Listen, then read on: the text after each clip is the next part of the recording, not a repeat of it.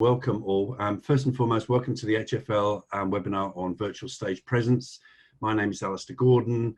I'm in sunny Sydney. The two boys in front of you, the two Glens, are in areas in Melbourne. We have Grant in our Sydney office who's going to be helping with questions and chat. Say hello, Grant. Morning all. Okay, excellent. Admitting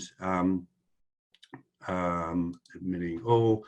And I've got people actually on the call today from all over the place, all the way from Wellington and Auckland and Perth. So a large group. In fact, we've had more people sign up for this webinar than any other webinar we've ever done. I wonder why. So we're going to discuss a topic that, let's be honest about it, 6 weeks ago, most of us on this call would probably not have made time for the topic. Sort of, stage presence. I mean, who needs stage presence? But pretty much everything now has changed to virtual over the last sort of 4 to 5 weeks. Certainly all of our programs, we've now moved into a virtual scenario, and suddenly we're all on stage, we're all on video, and we thought, right, we need to, if anyone is like me, very uncomfortable seeing myself, and do I look right? Is the lighting right? Should I put my makeup on? How do I get my nose removed? All sorts of things like this sort of start going through your mind that you don't normally worry about. So we thought we need to talk to somebody who could give us some tips on this and share it. Who do we turn to? Well, as most of you know, HFL has a large cohort of coaches that we use to deliver most of our programs. We do a lot of co-creation with them as well. And the two people that are our guests today, and indeed your presenters, are our go-to people as far as presentation skills, executive presence, and what have you. And they have actually been on stage. So I was just literally discussing with Glenn Quinn. I realized last night that I'd actually seen him in a stage show, which I'll tell you about in a moment, which was very good, by the way, Glenn. So that's all good. So let's go to the guys who really know what it's like being on stage, who have been on lots of TV shows, who've had the camera pointed at them, what sort of tips and tricks. So this is not about technology and that sort of stuff. It's very much about stage presence, and really looking forward to what the boys have to contribute. So just before I hand over to them, let's just deal with the rules. So first and foremost, I want everybody please to turn their video off. And can you turn your audio off? But we would like you to contribute. So we'd like you to go to the bottom of the screen and open up the chat box, and that should appear on the right-hand side. And in that, you can write all of your questions. So Grant is going to be handling all of the questions that you have. And also, if you've got tips and hints to share as well, that's awesome. Please feel free to put share in and share what you or indeed any issues that you might have. So, and those of you who are really smart will know that gallery view is the view that's best for you to be on. At the top right-hand corner, there's a speaker view and there's gallery view. And if you put on gallery view, you'll be able to see both of the Glens at the same time. Just reminding everybody, including Marco, that he needs video off, please. Audio. Thanks, Marco. So that's enough from me. Glenn, if you'd like to share your screen so you can run the slide deck. Good luck. We're all here, very much looking forward to it. Glenn, over to you. Thanks very much, Alistair. Thanks very much for the intro. Welcome, everyone. It's really great to be here. Thank you very, very much for your attendance today. So this is creating virtual stage presence. I want to jump in with a bit of a story. Glenn and I, we'll get into our history in a moment, but Glenn and I had about a 2-hour argument about 3 weeks ago about whether or not teleconferencing technology has helped us to communicate better, or has it hindered us to communicate? And we argue like this a lot, to be honest, and eventually we wake up to the fact that we're adults and we just sort of grow up about things. But what we noticed throughout the argument is we were swapping sides. We were both saying the opposite thing and harming our argument from time to time. But what we came to was a conclusion that in actual fact, it's done both. It has given us the ability to communicate with people and see their lovely faces on the other side of the world, and that's wonderful. But in actual fact, it's taken away a great deal of our communication capacity in terms of our body language. Our instrument of communication has been quite hampered. So we want to talk a little bit today about that and about why, and sort of disseminate a few of those things. But it really gets down to one thing. It's that most people don't really know how to use a camera or how to be in front of a camera properly. And so Alistair's very kindly called on us to sort of talk about some of that. So before we get into it, I'll introduce myself, and we'll be coming, by the way, I should have said, we're coming in and out of the slides. I won't have the slides up the whole time. I will pull them down from time to time as well, just so you can see my lovely face. So yeah, we want to talk about what presence is and have a practical conversation about presence with you as it applies to a virtual sort of channel, but also we'll be talking about presence more broadly as well, a little bit as well. So I'm Glenn Quinn. My career has been focused largely in music theatre performance, done Mamma Mia and Jersey Boys, as Alistair said, which was great. Before I stepped away from that in 2011, I was, to be honest with you, getting a little bit sick of working nights and weekends. So I thought I'd then shift into executive coaching, which I since have done and have had the privilege of working with all sorts of lovely, wonderful people and as an executive coach, and also have been a sales operations manager in my time as well. So that's my introduction. But what happened was Glenn and I worked together in Shakespeare years ago. We did quite a lot of Shakespeare, and we didn't see each other for years. And then after we stepped away from theatre, or at least I had, Glenn still does a little bit, we had both become learning professionals, and it was quite strange and serendipitous. And we started to talk naturally about what is the application of acting exercises, fundamentally, that actors use to help us to better manufacture real human drama in the service of a story. What is the value of that to be translated into learning models, and how can they become viable learning models? So I wanted, and this became ActReal. How do we translate acting experiences and acting learning exercises into valid learning models? And what we got was ActReal, and this ongoing experiment that is constantly fascinated with how we farm our own humanity in the interest of communication. That's my little intro. I'll hand over to you now, Glenn. I understand you've got quite a little bit to say as well. That's all right. I'll keep it brief. I'm the other Glenn Hancock's. So my background is also in theatre, but also a lot of TV and presenting on camera. You may have seen me in such quality productions as Neighbours, playing a dodgy private investigator. I've been in things like City Homicide, Killing Time, and I always seem to be the bad guy for some reason. It must be a look I have about me.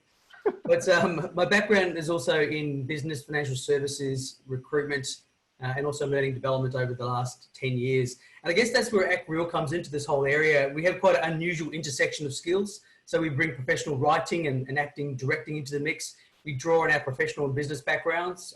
As I mentioned, financial services, recruitment, sales backgrounds as well, and also learning and development. And what we do is we take all those different worlds and all those different learnings, and we translate those acting models and frameworks and skills into useful learning frameworks for communication, particularly around leadership and executive presence and presenting. Now, we're very big on what we call experiential learning. We work with a lot of people face-to-face, but also virtually. And experiential learning means getting people doing things. And if we had you here right now, one-on-one or face-to-face, even in a small group, we'd be coaching you straight away, and we'd be getting you to do exercises straight away. In a webinar environment, it's a little bit harder to do that, but what we're going to do is not focus so much on content over this next 30 minutes or so, but give you some really key fundamentals around virtual presenting, and then allow plenty of time for questions, because the questions will replace the coaching. It's very important to know your audience when you're presenting. We don't know you so much, so I think we're going to get the feedback through your questions and the areas that you really want to work on and the challenges that you face. With the acting side of things, we have skills around storytelling and putting together a coherent narrative. So we'll be having a look at that today. Also skills around using your body and your voice. And we will touch on some of the technical or production elements of presenting as well, and to get that virtual stage presence. It's a pretty simple agenda. We'll have a look at presence in the first place. What's this thing presence people talk about? What's virtual stage presence actually mean? We'll look at the production side of things, and there may be some obvious things, but they're not optional, and we'll go into that. We'll have a look at a little bit around the physiology and how to hold your space, particularly in the virtual environments. And the last thing we'll go into, and we'll spend a little bit of time on this, is the engagement of your audience, because that is the key in holding attention and holding that virtual presence.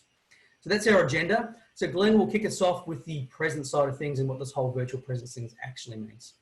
Thanks so much. So we want to start with a practical definition of presence. Usually when we run workshops in presentation skills, we always take a small moment to flag up that it's very, very difficult to define presence in a useful sense. We can get you to label the things that you would say a person with presence is doing. You might say they have a good bearing, they have a great voice, they have a certain intelligence about them, or they're articulate. And you'd end up with a list of things that people who you would say have presence are doing. But that is not useful to help you to actually do it. So when we have a practical definition of presence, we need something that's going to help you to do it when 5 minutes ago you weren't doing it. So this is our practical definition of presence. When we are intensely focused on the needs of our audience, we are able to be more present. We are more available to ourselves. What that means is you can think more clearly, your mouth works better, your nerves subside, because simply you've got beyond yourself and your self-concerns. That presupposes, of course, that you know what your audience indeed needs. And we need to take the time to think about what our audience needs. So to help you with exactly this step here, we're going to give you a tool that we give our clients after this webinar. It's called the 7 key variables of presentation. Now, they are outcome, relationship, character, audience, and data and story. Now, the idea of each of these is that you ask the critical questions about your audience. It prompts you to think and mine out valuable data and valuable information about your audience so that you can then go make decisions about your presentation. It's a terrific tool. We've used it with every audience we've ever had, CEOs, everyone's used it. We'll get that to you after at the end of it. Now we have talk to your audience. This is critical, not just for virtual, but also for a face-to-face or one-to-many communicating in a group. We often write a script. We often have slabs of text that we want to then remember, if you like, because that gives us certainty in a very uncertain experience, mainly standing in front of an audience and being subjected to judgment and psychological pain. And what's more, when we're physically exposed to an audience, we unconsciously have a great deal of stuff that goes on about our body. We all of a sudden become unconscious. We don't know where to put our hands and we start to sweat, we get red and goodness knows what else. These are normal nervous reactions. But if we remember this single rule, to talk to your audience as if you were talking to just anyone on the street, it's so easy to forget it. It's so easy to forget it when you've got text and lines that you've written that become a laborious sort of thing you become enslaved to. Focus on simply talking to your audience as they are your friend, conversationally, and all of a sudden you can relax. That's when you can get real magnitude and real sort of power and gravity in what you're doing. By the way, this is literally magic. We've taken people from, haven't we, Glenn? I mean, the most timid people when we work with MBA students and executive MBA students at Melbourne Business School, and some of they're honestly like really, really shy, pathologically shy. You can just get them into this space. It works like magic. The last thing we want to talk about as a fundamental concept for today is video conferencing and video sort of telecommunication or teleconferencing platforms. They're quite new. And what that means is we don't really have any shared proficiency with working with cameras in this way.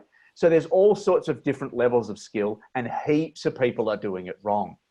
And that means that it blocks their expression. It ruins their ability to have presence and command when they're communicating. And so you've got, it's quite a low bar. If you can master the fundamentals, you can stand out in a virtual presentation really quite easily, because most people are doing this.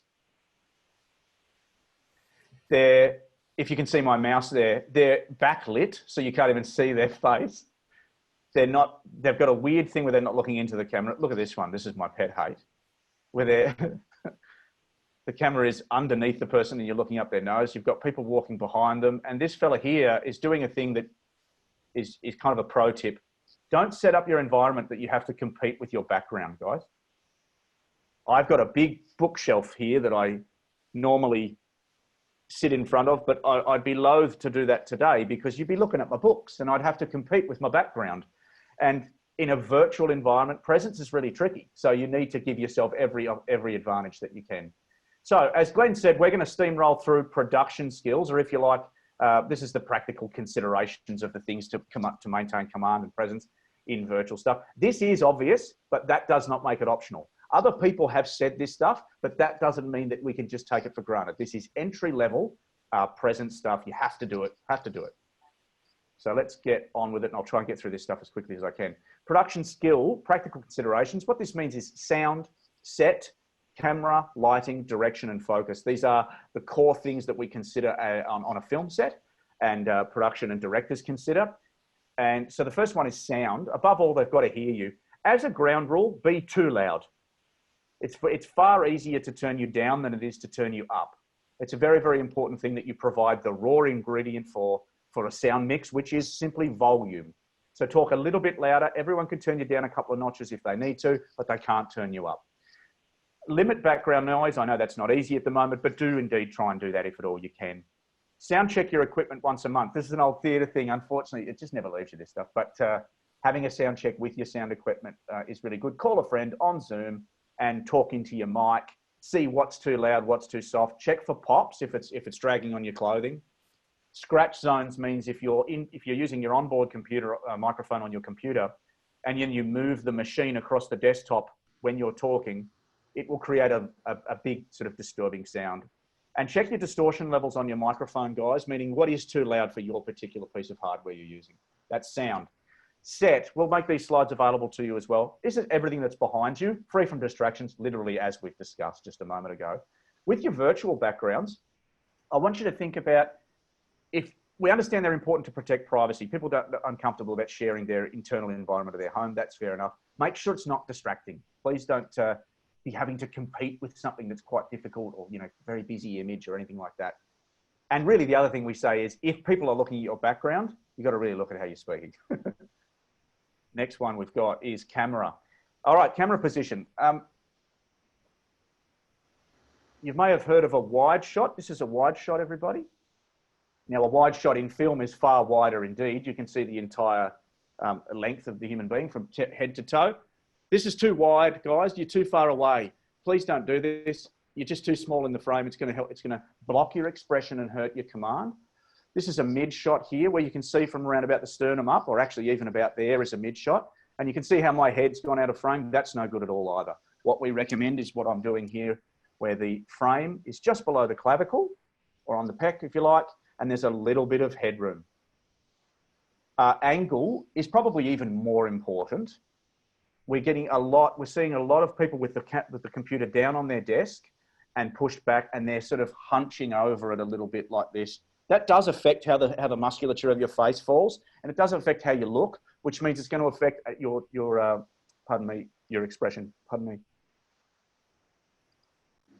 Next up, we have lighting. Don't be backlit. I'm side lit there from my window, and I have a lamp directly behind my computer at the moment to ensure that this side of my face is lit. We want to ensure that all of the face can be seen. If this lighting condition changes, I would have to move and make a decision about that.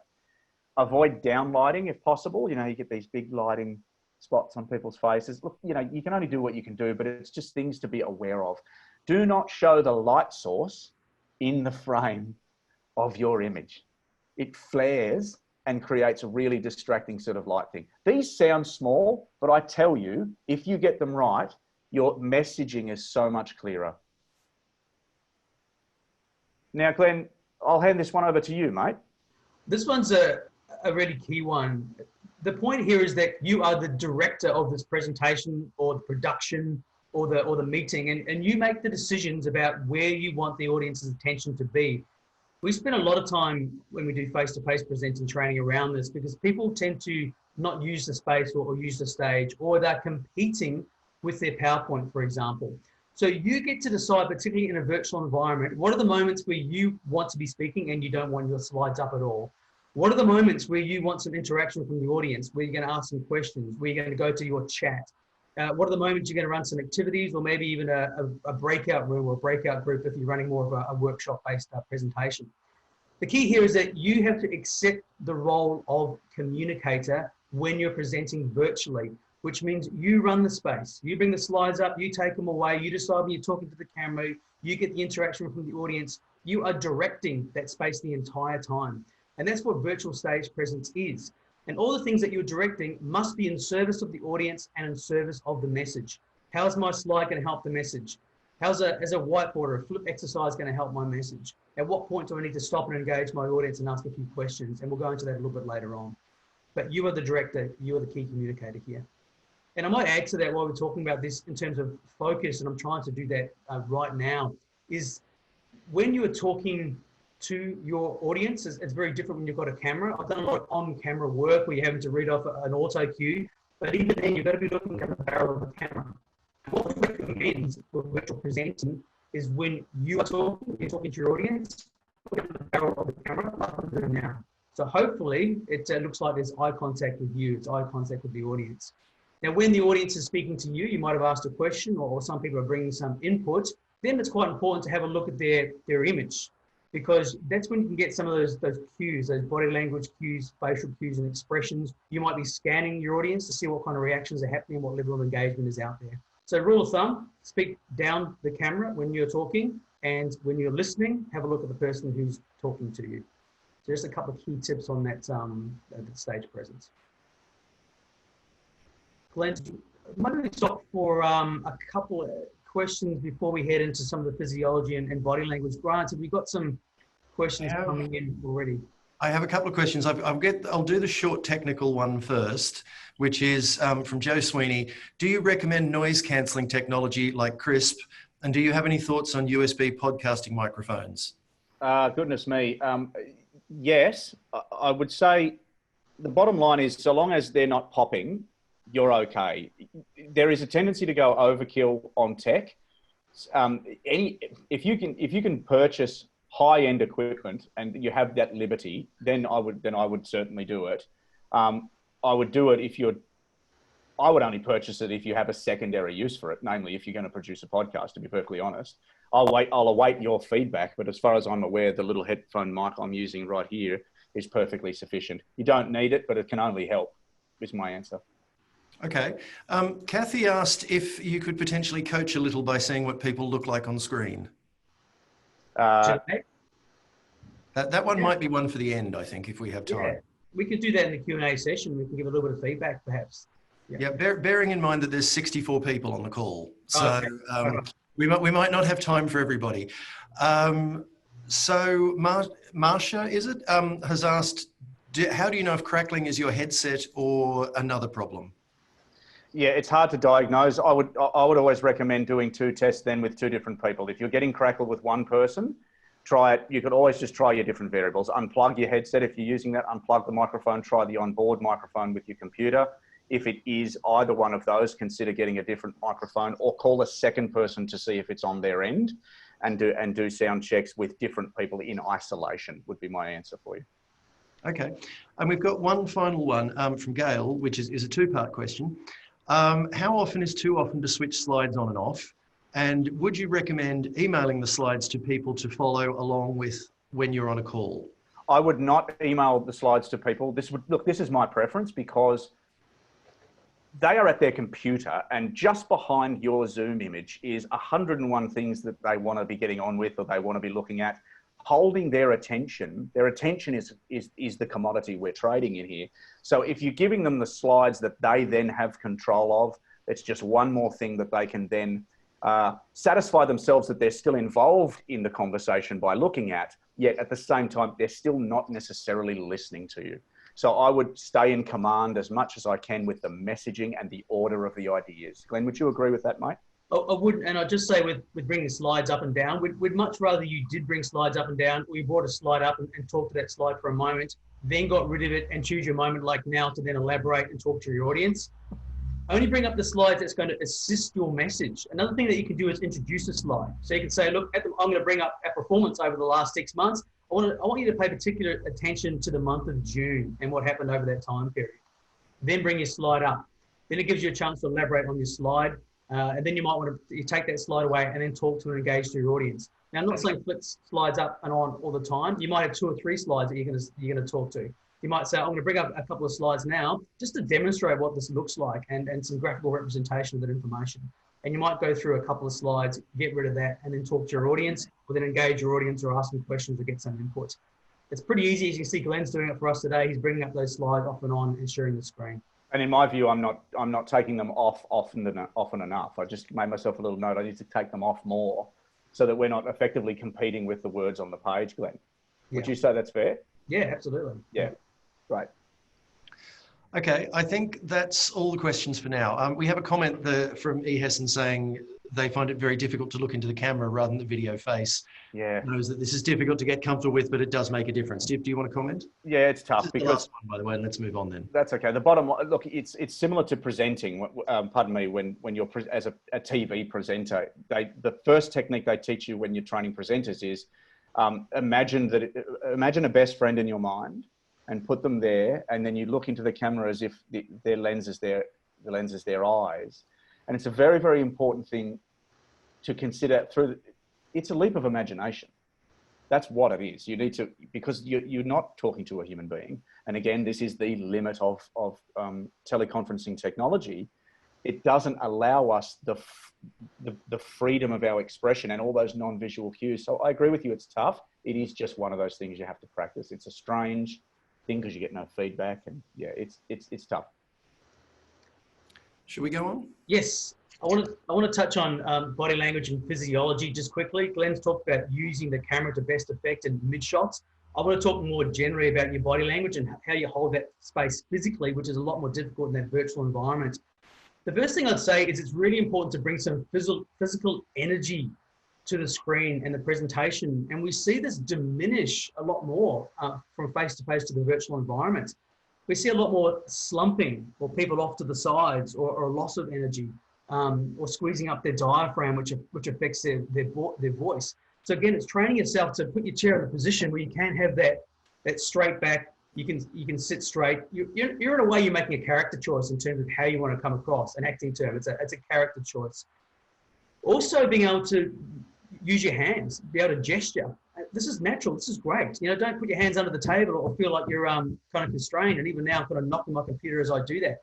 Feel free to be able to make your points with some gestures and adjust your camera accordingly so that you can gesture. So we never discourage that, or even give yourself a slightly wider shot if you want to demonstrate something to somebody. What we're finding is there's almost the opposite of nerves that is happening in virtual presentation when it comes to body language. In the physical environment, there's some anxiety, there's some nerves, so you've automatically got some energy.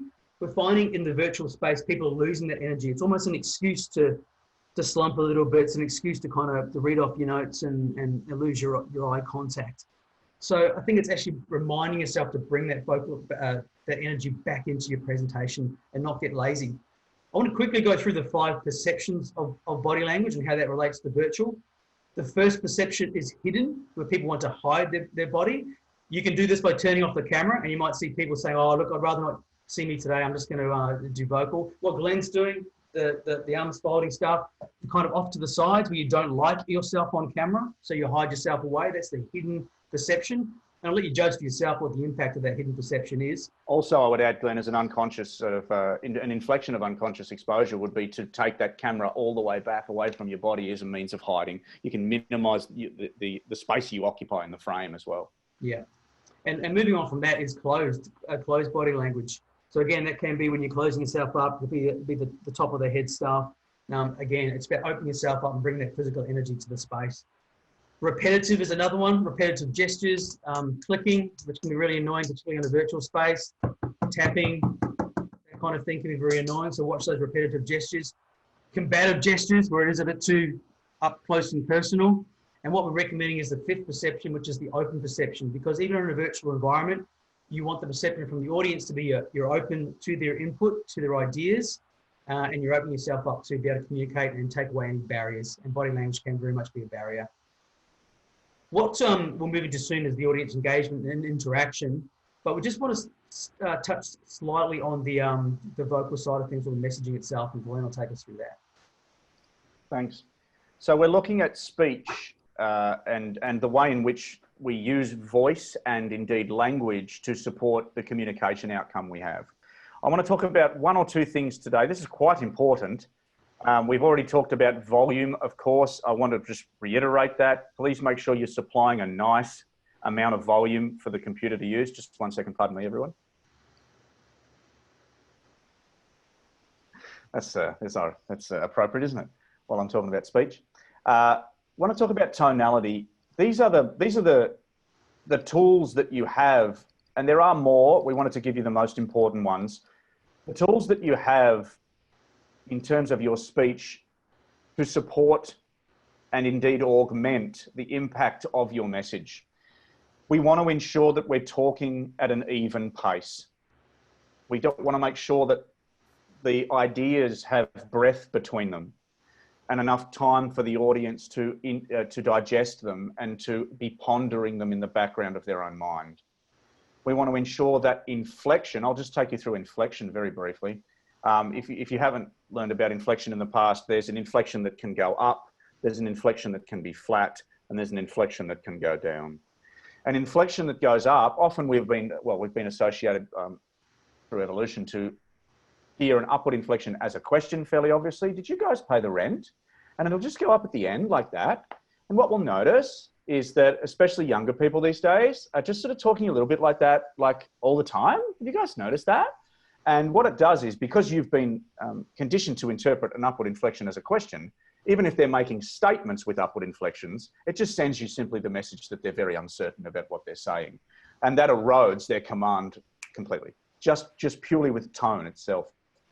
The next is a statement. Did you pay the rent? And there's no change in the inflection whatsoever. So inflection simply is the musical journey that my voice takes throughout the sentence that I'm articulating. Did you pay the rent? It's very, very flat. What we want, ideally, is a downward inflection as often as is humanly possible. And the most powerful thing you can do in speech, is to ask a question with a downward inflection. Does that make sense? And what it does is it gives you 1,500 different signals at once. It gives you compassion, it also gives you command, and it also gives you an imperative to answer. So inflection is a particularly important, there's plenty of information on inflection around, so that's a good thing. Pauses are really great as well. You can pause to make an audience really want to hear what you have to say next. You can pause to make a certain word stand out from the others. And if we learn to use pauses deliberately, we can take our messaging and our communication to another level. A good strategic pause makes an audience lean forward. What's he about to say? If you pause specifically before a word that you think, that you can preempt what the audience will think you're going to say, you can then, after that pause, come in with a completely surprising word. It's a massive impact that massive tool that writers use, especially David Mamet.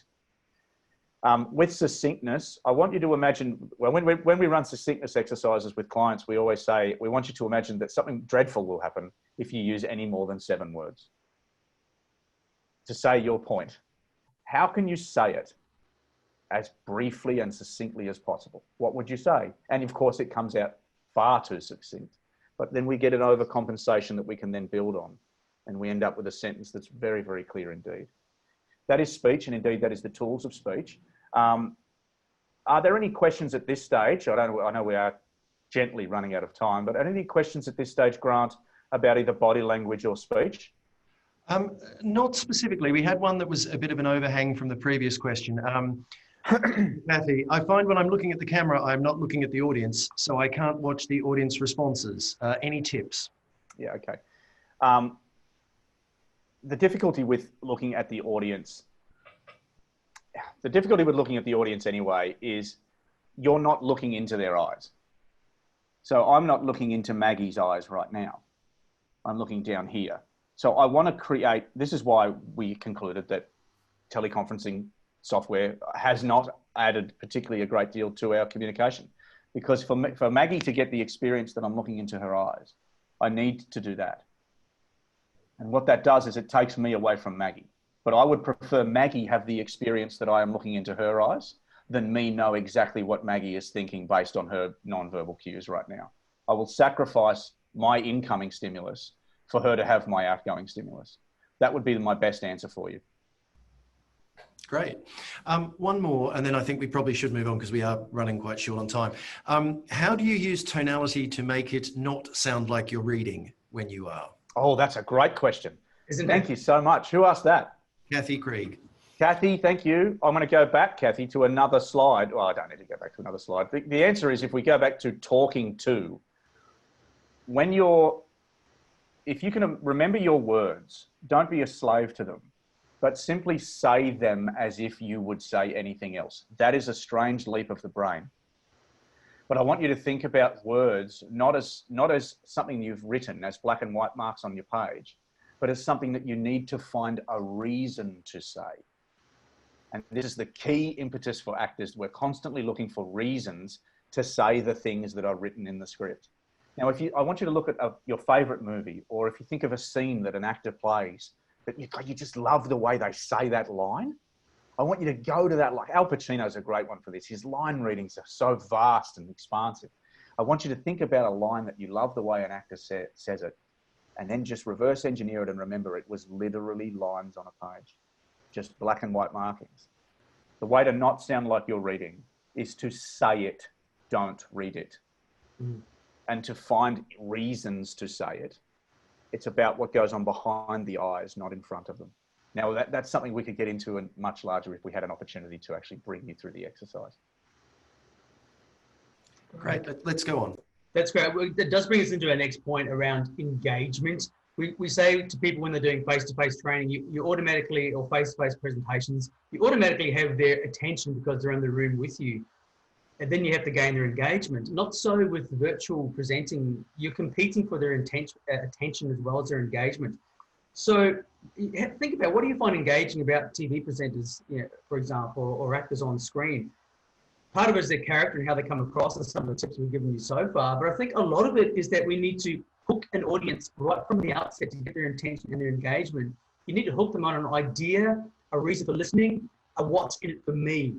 What is the value for them to listen to this particular presentation or meeting? And what do they get out of it by the end? And it really needs to come back to what is the driver for that audience, and how do they measure value? And that 7 key variables audience sheet, which we'll give you at the end, will really help you with that. What's useful for them? And then picking an opening line, which we'll talk about in a moment, in terms of how you're going to hook them in right from the very beginning. You can even go back a step further, and there's some ideas around how you can even start the meeting or the presentation. You could start with having a slide up on screen with a picture or a graph or an idea or a concept or some words, just to engage their curiosity and get them thinking right at the very beginning before you open or start the presentation. Some people play music, some people show GIFs or pictures that are relevant to the topic as well. Just find something to you that works for you, and we encourage you to play around with this in terms of how to gauge that attention. But really though, the next thing we'll talk about is give them a why at the start and give them a how. Why listen, or why is this important and to you?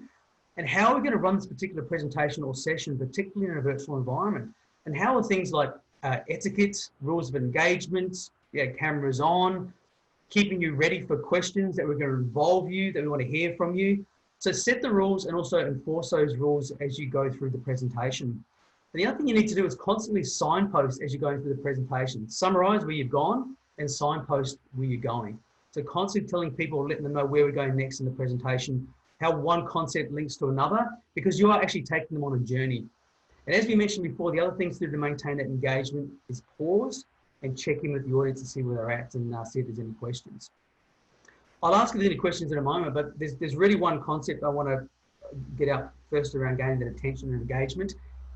In a virtual environment, even more so than a face-to-face environment, you need to open with a level of impact.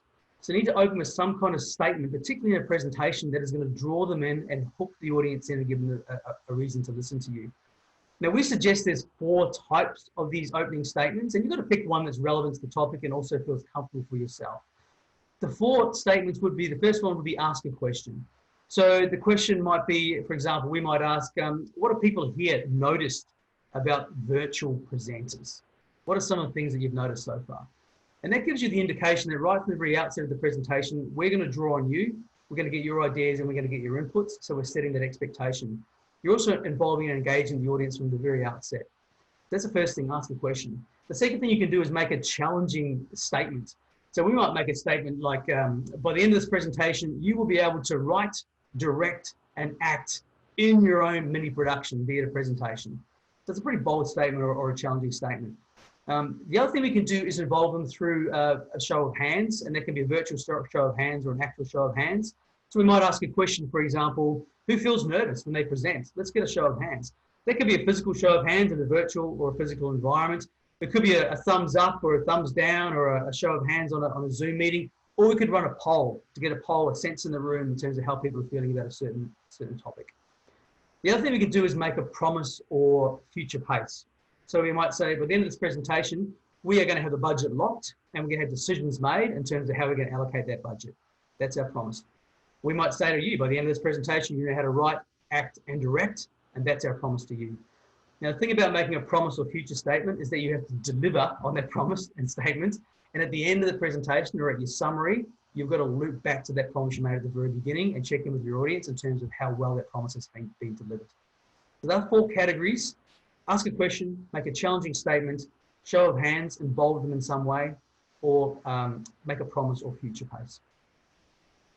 What questions do you have around this idea of engagement, particularly about grabbing people's attention or engagement at the very beginning of the presentation, before we move into interaction? Grant, how are we looking? Just while we wait for those to come up, Diane's sort of mentioned, which I'm going to turn into a question. One of the challenges of a pause in the virtual space is making sure people don't interpret it as a technical problem. Any comments on that? Best way to do pauses? Yes, I would suggest, I would suggest, yeah, it's a great, you've got to translate it, don't you? Because I would suggest making them quite short. If you're framed correctly, then they know you're not speaking. They can see that your mouth isn't moving. If you deliberately do what we call a faraway look, oh, this is very technical now, but if you hold a pause and look up to either the left or to the right in your eyes, in your eyes, it will be obvious to them that you're looking for the word. And when we see someone looking for the word, we want to know what that word is. But also to help you with the technical issue, keep the pauses a little shorter than perhaps if that is something that you're experiencing. Okay, Gail, this is actually another terrific question. How do you handle the deafening silence of everyone hesitating to speak at once after you invite feedback?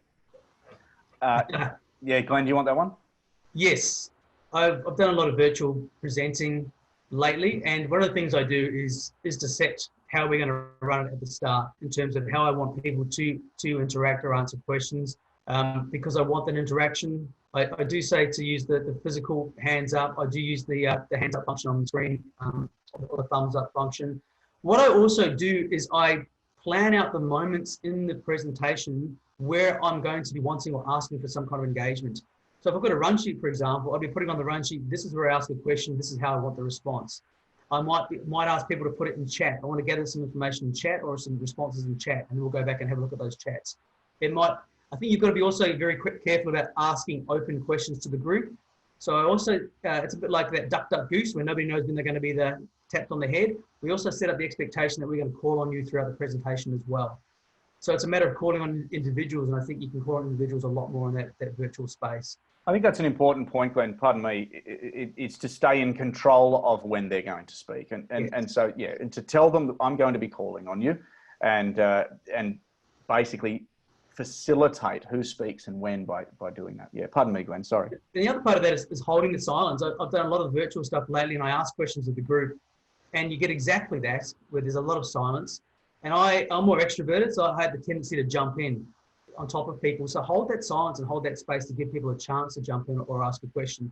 It's also your job as facilitator, if you've got people on mute, and this is what I do, I can watch somebody take themselves off mute, and I go, Alistair, I've seen you come off mute there. Alistair, you've got a question. So watch for how people are reacting with their technology coming on and off mute as well. And then you can jump in and call them. I see you've got a question, Alistair. So that's just some things I'd think about. I think we should probably move on at this point because it's 1:45 and we will people will need to go to other meetings quite soon. We have another couple of questions, but let's come to them at the end. Let's just go to the very last part, and I'll make this succinct, speaking about succinct around interaction and engagement. You need to be more succinct and more targeted on a virtual medium. I'm not sure if we've role modeled that, but it's very much bullet pointed because you haven't got people's attention for long. Shorter sessions. As we mentioned, active participation. Research shows every 3 to 5 minutes, you should be asking for some kind of engagement and some type of participation from your audience as a rule of thumb.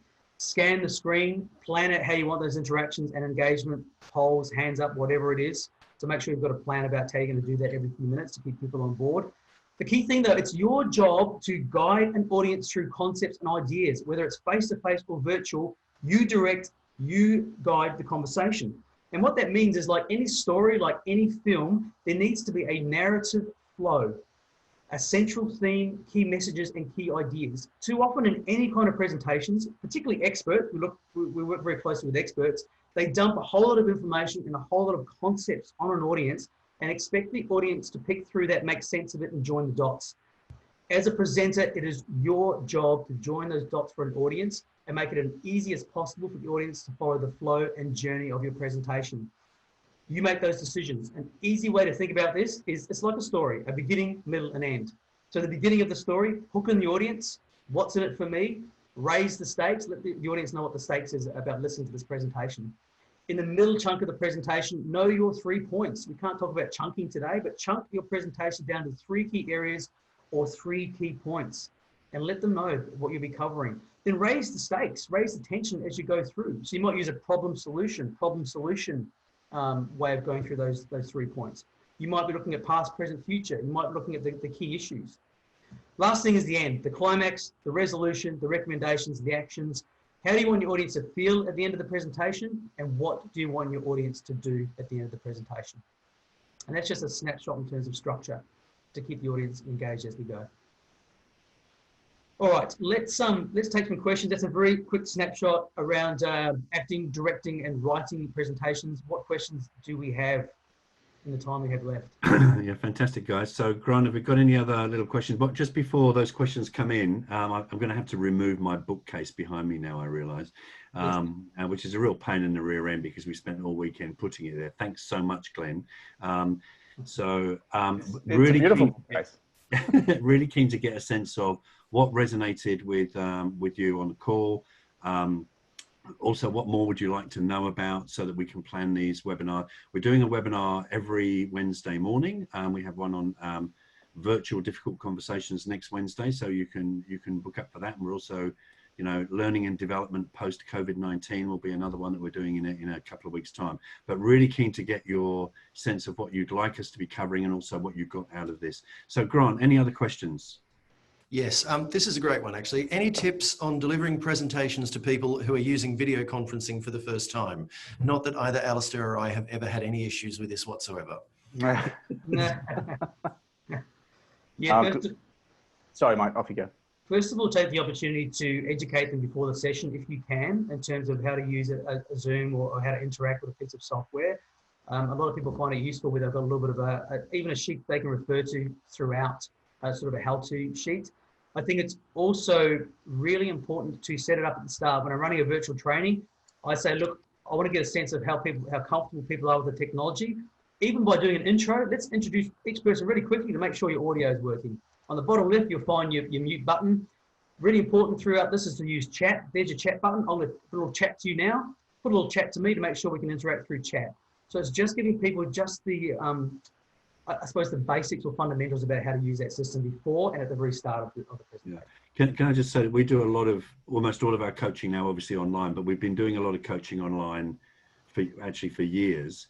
And the critical thing is to have a 15-minute meeting with someone before the coaching starts. Like, do it separately. All of that prep that Glenn Quinn was talking about earlier on about testing volume and what have you. It's terrible if there's a group. We do a lot of group coaching sessions and there's 3 people who know how to use the tech and 1 person who doesn't. And the first 20 minutes, it just destroys the energy in the group. And it's very bad brand for the person who can't work it. It might not be their fault. So we make sure that people know how to use it before the actual first coaching session starts. Sorry to interrupt, guys. So we've had a couple of related questions to that, actually, but probably the most apropos is, Do you have tips for running conferences where you have a mix of video and audience members? This is from Gail. A lot of our senior managers prefer to call in from a phone instead of using video. Yeah, certainly. If you've got people who are on the phone, then in that instance, I would then negate what I said previously, and I would send them the slides on email as best as possible, as much as possible. That would be my biggest thing. Ensure that they are muted. If they're on the phone, their chances of having disruptive background noises increase dramatically.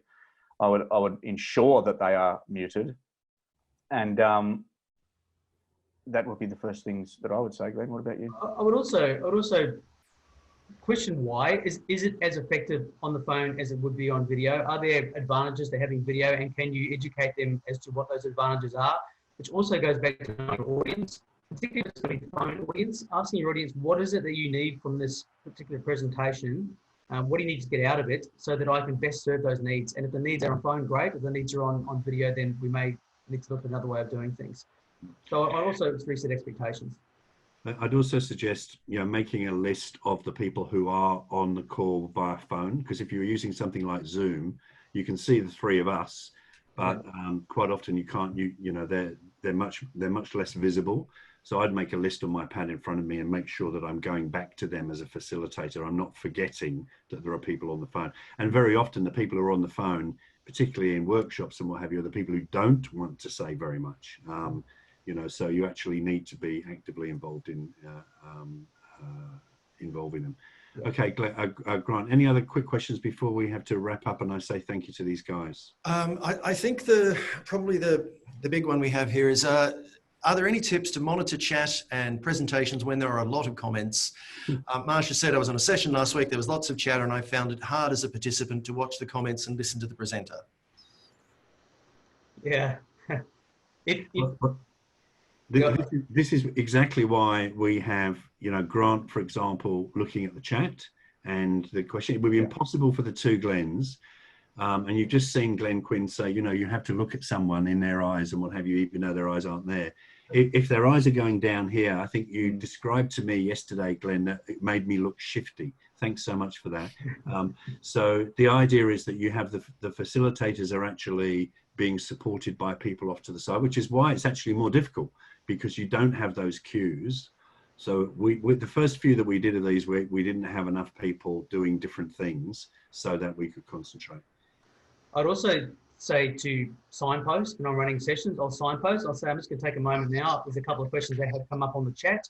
Just going to scan those. I think for virtual communication, signposting what you're doing and why you're doing it constantly is really important. And somebody asked about that silence earlier on. So I'm just going to take a moment now to check chat. I'm just going to share my screen with you to show you a slide. I'm just going to take a moment now to adjust something, letting people know what you're doing. Again, you're coordinating, you're directing, you're running the stage. So we're now running down to the sort of last 7 minutes. So I've got one comment and one question. Diane said that as an executive, she feels that senior managers who don't want to use video conferencing need to come into the 21st century, which I think is very correct. And we've also had a number of people asking questions about colour. What colour background, what colour shirt, what are there sort of particular things you would recommend and advise against? I would, can I start that please, Glenn? I'll throw myself in front of the bus. I realised that this shirt today was a bit of a misstep because it's got little dots all over it. It's looking like it's giving a strange effect against the camera. So what you want is a flat, like Glenn's shirt is ideal, nothing with 2 feet, although Alistair's shirt is quite fine as well. But anything that gives this sort of strange striated effect against the camera is going to be quite distracting. In terms of colour, honestly, I'd say it's up to you. I honestly wouldn't have an answer for that, Glenn. I've run out of knowledge where colour's concerned. Well, maybe don't blend into the background. If you've got a black wall and a black shirt, you probably don't want to blend into that background. If you're very light, I'm looking at myself with this shirt, thinking a darker blue, probably better for that background. And you want to as plain a background as you can, if possible. I am now actually reaching far back into my memory from drama school days where we were taught about costume design for a couple of weeks, and they said that green is a very weak colour and you're better to go with reds and you're better to go with yellows. So there you go. That's floating around, sloshing around in the back of my head. So there you go. All right, look, we're very aware of starting on time and finishing on time. So with your permission, Grant, I might take over from there. First and foremost, Glenn and Glenn, that was absolutely super. Thank you. It's exactly the sort of practical stuff and that we really need, and also understanding the impact of why you're doing particular things. And, you know, things I really took out of it was being very deliberate, lots of planning, you know, testing things, thinking about how you're coming across. And you know, what really resonated with me was, you know, that everything that we do here in exactly the same way as it would be when we're in a meeting has to be in service of the audience and service of the message, which is, you know, really key point, Glenn. Thank you so much. Really appreciate you taking the time to do this today. As I mentioned earlier on, we work with Glenn and Glenn. Their company's called ActReal, so all one word.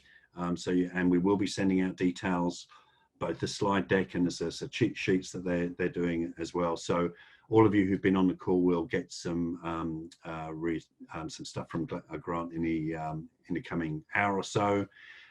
Really appreciate you all joining. In fact, you know, if you want to know how well your executive, you know, your stage presence has gone, guys, you kept pretty much the whole group on the call right until about 3 or 4 minutes ago. So well done. Either that or they're desperate, one of the two, not quite sure which. Hope that everyone can join us next week for another webinar. As I say, we'll be doing, one of our coaches, Kim Amble, will be going through how do you do difficult conversations virtually. You know, what are the things that you have to take into account additionally, because a lot of us are now having to manage virtual teams and manage performance, and we can't sit down and there's no tissue box nearby. So that's on next week. Glenn and Glenn, thank you very much. Grant, thanks very much for asking all the questions, and look forward to seeing everybody around the trap soon. Take care.